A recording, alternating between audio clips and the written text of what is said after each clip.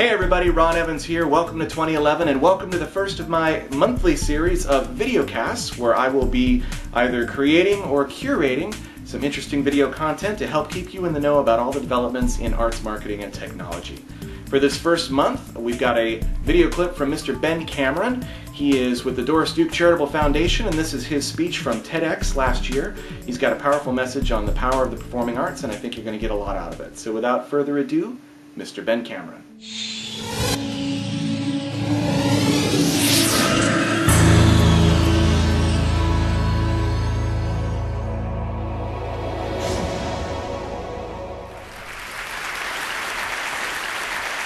I am a cultural omnivore, one whose daily commute is made possible by attachment to an iPod that contains Wagner and Mozart, pop diva Christina Aguilera, country singer Josh Turner, gangster rap artist Kirk Franklin, concerti, symphonies, and more and more. I'm a voracious reader, a reader who deals with Ian McEwan down to Stephanie Meyer. I have read the Twilight tetralogy, and one who lives for my home theater. A home theater where I devour DVDs, video on demand, and for a lot of television. For me, Law & Order SVU, Tina Fey and 30 Rock, and Judge Judy. The people are real, the cases are real, the rulings are final. Now, I'm convinced a lot of you probably share my passions, especially my passion for Judge Judy, and you'd fight anybody who attempted to take her away from us. But I'm a little less convinced that you share the central passion of my life, a passion for the live professional performing arts. Performing arts that represent the orchestral repertoire, yes, but jazz as well, modern dance, opera, theater, and more and more and more. You know, frankly, it's a sector that many of us who work in the field worry is being endangered and possibly dismantled by technology. While we initially heralded the internet as the fantastic new marketing device that was going to solve all our problems, we now realize that the internet is, if anything, too effective in that regard. Depending on who you read, an arts organization or an artist who tries to attract the attention of a potential single-ticket buyer now competes with between 3,000 and 5,000 different marketing messages a typical citizen sees every single day. We now know, in fact, that technology is our biggest competitor for leisure time. 5 years ago, Gen Xers spent 20.7 hours online and TV, the majority on TV. Gen Yers spent even more, 23.8 hours, the majority online.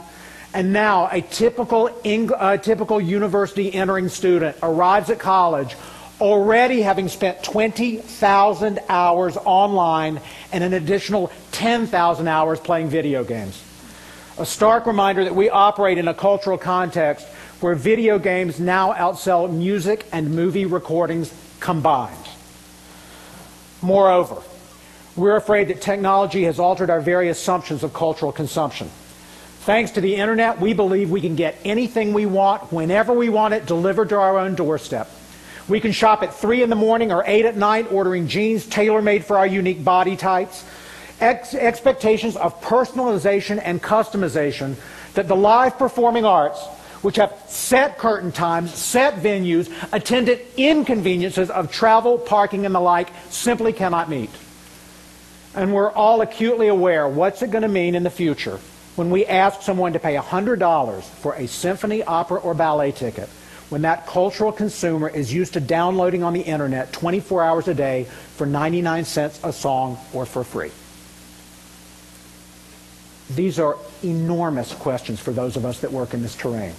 But as particular as they feel to us, we know we're not alone. All of us are engaged in a seismic, fundamental realignment of culture and communications. A realignment that is shaking and decimating the newspaper industry, the magazine industry, the book and publishing industry, and more. Saddled in the performing arts as we are by antiquated union agreements that inhibit and often prohibit mechanical reproduction and streaming, locked into large facilities that were designed to ossify the ideal relationship between artist and audience most appropriate to the 19th century, and locked into a business model dependent on high ticket revenues where we charge exorbitant prices. Many of us shudder in the wake of the collapse of Tower Records and ask ourselves, are we next? Everyone I talk to in performing arts resonates to the words of Adrienne Rich, who in Dreams of a Common Language wrote, "We are out in a country that has no language, no laws. Whatever we do together is pure invention. The maps they gave us are out of date by years. And for those of you who love the arts, aren't you glad you invited me here to brighten your day? Now, rather than saying that we're at the brink of our own annihilation, I prefer to believe that we are engaged in a fundamental reformation. A reformation like the religious reformation of the 16th century. The arts reformation, like the religious reformation, is spurred in part by technology, with indeed the printing press really leading the charge on the religious reformation. Both reformations are predicated on fractious discussion, internal self-doubt, and massive realignment of antiquated business models. And at heart, both reformations, I think, were asking the questions, who's entitled to practice, how are they entitled to practice, and indeed, do we need anyone to intermediate for us in order to have an experience with a spiritual divine? Chris Anderson, someone I trust you all know, editor-in-chief of Wired magazine and author of The Long Tail, really was the first for me to nail a lot of this. He wrote a long time ago, you know, thanks to the invention of the internet, web technology, minicams and more, the means of artistic production have been democratized for the first time in all of human history. In the 1930s, if any of you wanted to make a movie, you had to work for Warner Brothers or RKO, because who could afford a movie set and lighting equipment and editing equipment and scoring and more?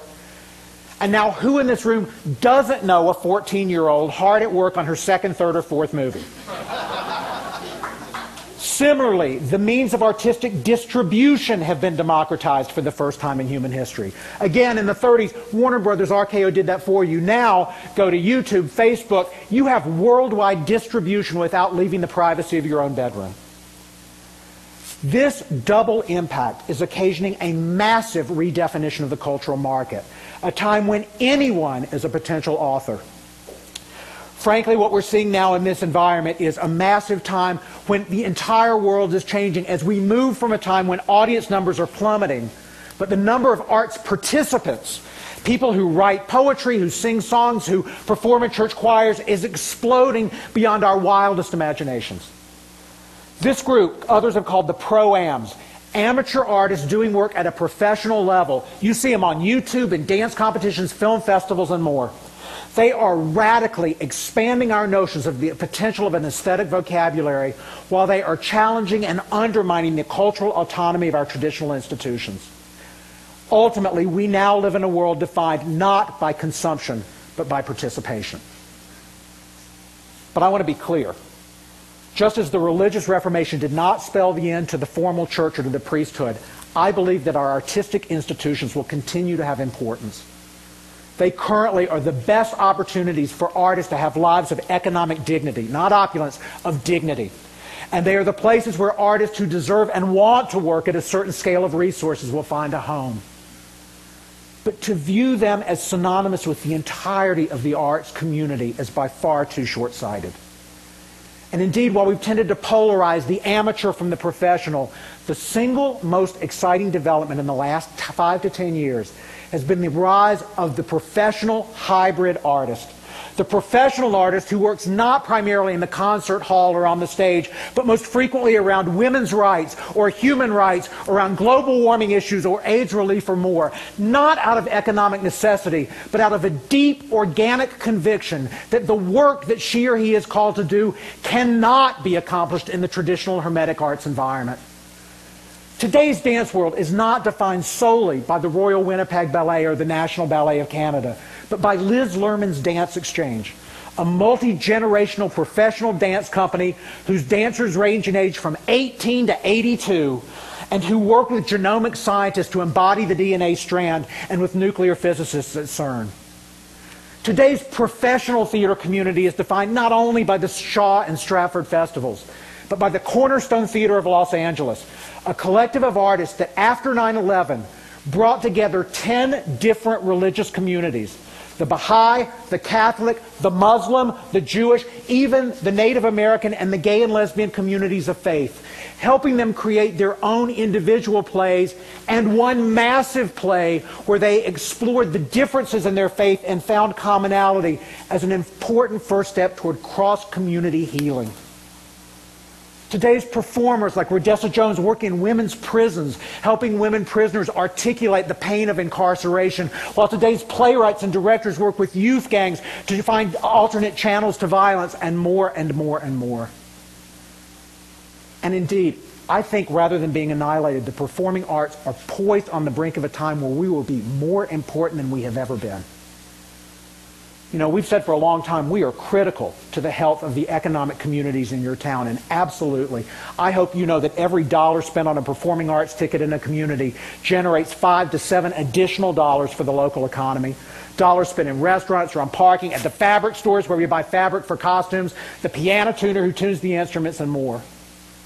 But the arts are going to be more important to economies as we go forward, especially in industries we can't even imagine yet, just as they have been central to the iPod and the computer game industries, which few, if any of us, could have foreseen 10 to 15 years ago. Business leadership will depend more and more on emotional intelligence, the ability to listen deeply, to have empathy, to articulate change, to motivate others, the very capacities that the arts cultivate with every encounter. Especially now, as we all must confront the fallacy of a market-only orientation uninformed by social conscience. We must seize and celebrate the power of the arts to shape our individual and national characters, and especially characters of the young people who all too often are subjected to bombardment of sensation rather than digested experience. Ultimately, especially now in this world where we live in a context of regressive and onerous immigration laws, in reality TV that thrives on humiliation, and in a context of announcements where the thing we hear most repeatedly, day in, day out in the United States, in every train station, every bus station, every plane station, is, ladies and gentlemen, please report any suspicious behavior or suspicious individuals to the authorities nearest you. When all of these ways we are encouraged to view our fellow human being with hostility and fear and contempt and suspicion. The arts, whatever they do, whenever they call us together, invite us to look at our fellow human being with generosity and curiosity. God knows if we have ever needed that capacity in human history, we need it now. You know, we're bound together, not, I think, by technology, entertainment, and design, but by common cause.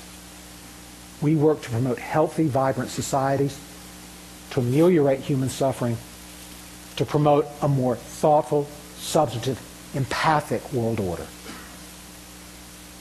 I salute all of you as activists in that quest and urge you to embrace and hold dear the arts in your work, whatever your purpose may be. I promise you the hand of the Doris Duke Charitable Foundation is stretched out in friendship for now and years to come. And I thank you for your kindness and your patience in listening to me this afternoon. Thank you and Godspeed.